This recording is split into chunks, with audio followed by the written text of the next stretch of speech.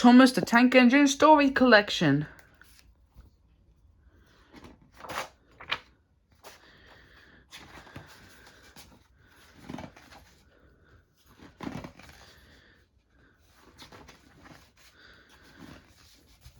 The story of Thomas the Tank Engine.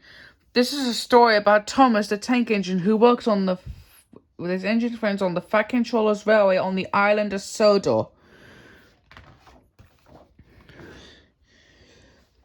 Thomas the Tank Engine was a cheeky little engine who helped the big engines by pulling their coaches to and from the big station. But what Thomas really wanted was his very own branch line. That way he would be a really useful engine. Sometimes Thomas liked to play tricks on the other engines. One day, when Gordon, the big, strong engine, was very tired from pulling the heavy express train, Thomas came up beside him and whistled loudly, "Beep, beep! Wake up, lazy bones!" This gave Gordon a fright. He decided to teach cheeky Thomas a lesson. The next morning, Thomas would not wake up. It was nearly time for Gordon's express to leave, and Thomas hadn't gotten his coaches ready.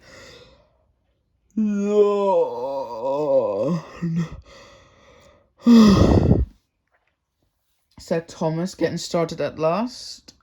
"Hurry up, Thomas," said Gordon crossly. Thomas's job was to push Gordon's train to help him start. That morning was Gordon's chance to teach Thomas a lesson. He started to move faster to the station. He started to go faster and faster, faster and faster and faster. Boink, Gordon. It was much too fast for Thomas. "Hurry, hurry, hurry, hurry," laughed Gordon. Poor Thomas was going faster than he'd ever gone before. "My wheels will wear out," he thought. "Beep, beep, stop, stop," whistled Thomas. At last, they stopped at the station. "Well, Thomas," chuckled Gordon, "now you know what it feels like to be tricked."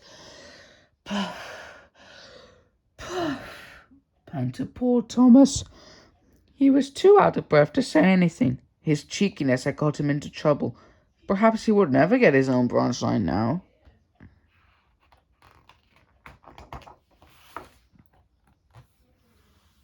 The next day, Thomas saw some strange-looking trucks in the yard. "That's the breakdown train," said his driver. "It helps out when there is an accident." Just then, James, the splendid red engine, came through the yard, crying. His trucks were pushing him too fast, and his brake blocks were on fire. "Help! Help!"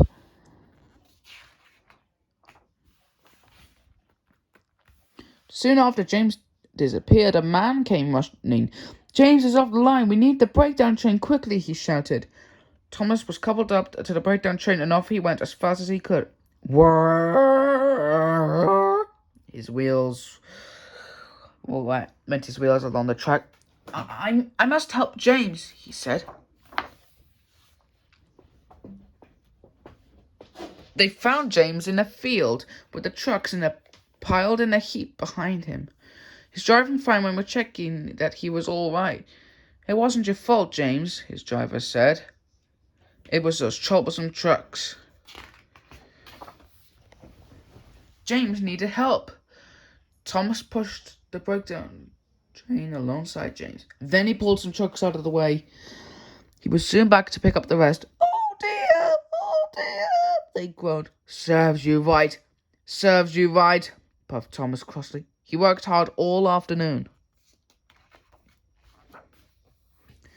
Thomas pulled James back to the yard where the Fat Controller was waiting. "Well, Thomas," he said, "you've shown that you're a really useful engine. I'm so pleased with you that I'm going to give you your own branch line." "Oh, thank you, sir," said Thomas happily. Now Thomas is as happy as can be. He chuffs and puffs proudly along his own branch line from all morning till night. Gordon is always in a hurry, but whenever he sees Thomas, he remembers to say, "Hurry, hurry, hurry," and cheeky little Thomas always whistles, "Peep, peep, lazy bones."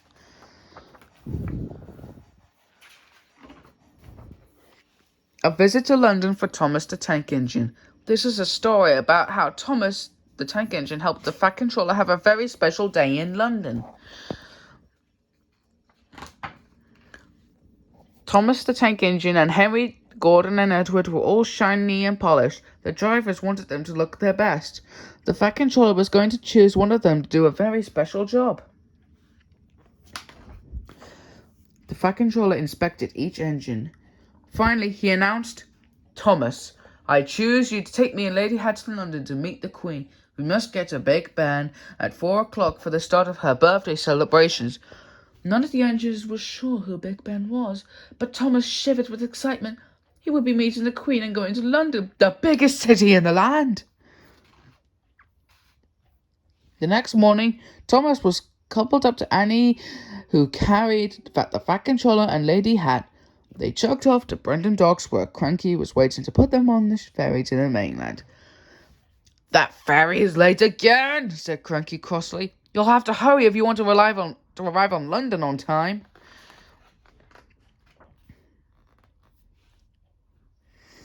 On the mainland, Thomas puffed through the countryside and passed a big train going the other way. "Beep, beep," called Thomas. "Whee!" The train whistled back. Mustn't be late. Thomas puffed. "It's already 2 o'clock. Hurry, hurry, hurry," he panted. At last, roofs and chimneys came into sight. "Good work, Thomas," said his driver. "We have arrived in Greenwich. That building is the Royal Observatory. They have a telescope that can see all the way to the stars." "Can it see as far as Sodor?" Thomas asked. "Much further," laughed his driver. At the River Thames, Thomas was told they will be finishing the journey by boat. Thomas saw a big sailing ship. "Is that the boat?" he wondered. "No," said his driver, smiling. "That is a very old ship called the Cutty Sark. It used to bring tea all the way from China." Thomas never heard about so many faraway places in just one day. All at once there was a merry toot toot. "I'm Dilly," said a friendly barge. "I'll take you into London and show you some sights along the way." "It's 3 o'clock, Thomas said nervously. "We mustn't be late for the Queen and Big Ben." "I'll have you there quicker than you can say Piccadilly Circus," Dilly promised. With Thomas and Annie safely aboard, Dilly set off.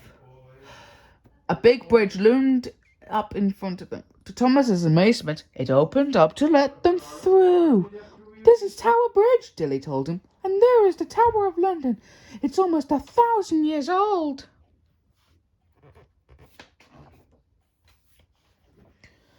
"The dome, that's the Shard," said Dilly. It's the tallest building in England." "That dome is St. Paul's Cathedral," Dilly said. "It was built after the Great Fire of London more than 300 years ago. That big wheel is the London Eye," Dilly went on. "From the top you can see all over London. These are the Houses of Parliament," Dilly explained. "This is where laws are made. And there is the Elizabeth Tower with its huge bell, Big Ben." Suddenly there was a loud bong, bong, bong. "4 o'clock, said Dilly. "We're right on time." "So that's Big Ben," laughed Thomas, looking up at the big clock. As Dilly pulled up at Westminster, the royal party came out onto the terrace. The Queen thanked the Fat Controller for running such a fine railway. "I couldn't do it without Thomas and my other really useful engines," replied the Fat Controller. Thomas beamed from buffer to buffer. That evening, as Thomas, Annie and Dilly rested on the Thames, brilliant fireworks lit up in the sky. Crackle! Whoosh! Boom! Thomas couldn't wait to tell his friends on Sodor about Big Ben, meeting the Queen, and everything he had seen in the biggest city in the land. 3 cheers for Thomas, the tank engine. This is a story about Thomas the tank engine and the day when all his friends showed him what a very special engine he was. One sunny day on the island of Sodor, Thomas was running late. Go faster, grumbled his coaches Annie and Clarabel. I'm trying, puffed Thomas, but his wheels felt all wrong. They were stiff and sore. The next day was no better. Thomas was late to be cobbled up to Annie and Clarabel, late delivering goods trucks, late shunting trucks, and late to the wash done at the end of the day.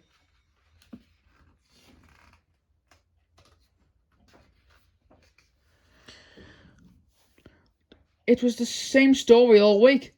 Normally, Thomas loved to race with his friend Bertie the bus, but on this day, Thomas was too tired and his wheels were too sore to rush about. "Not today, Bertie," said Thomas.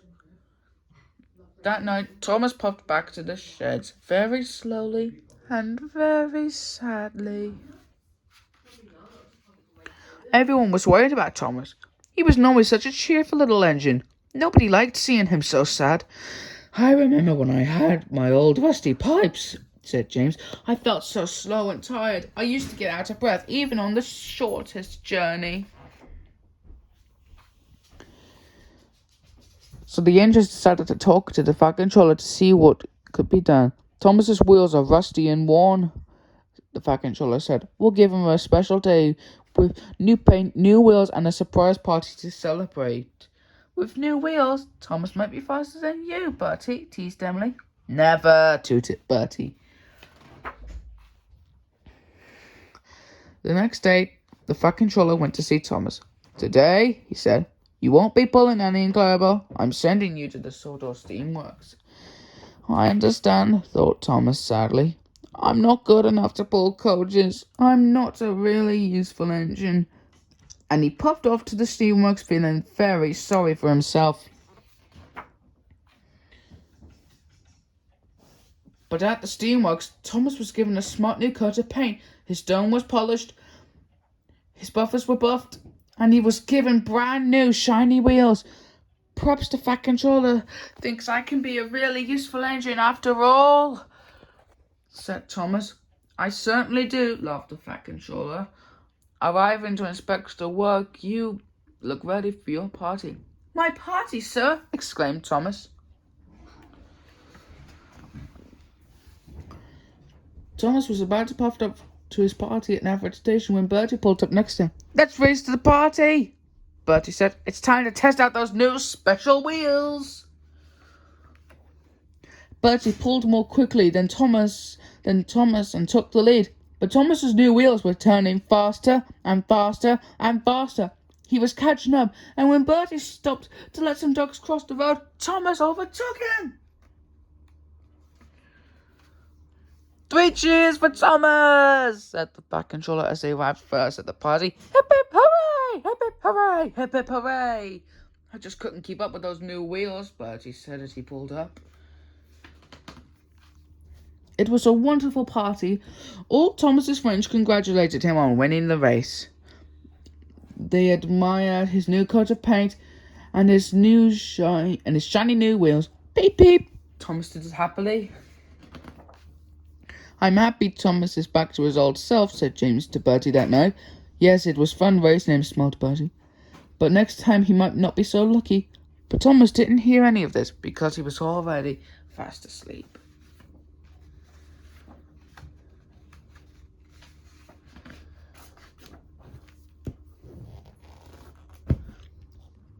The end.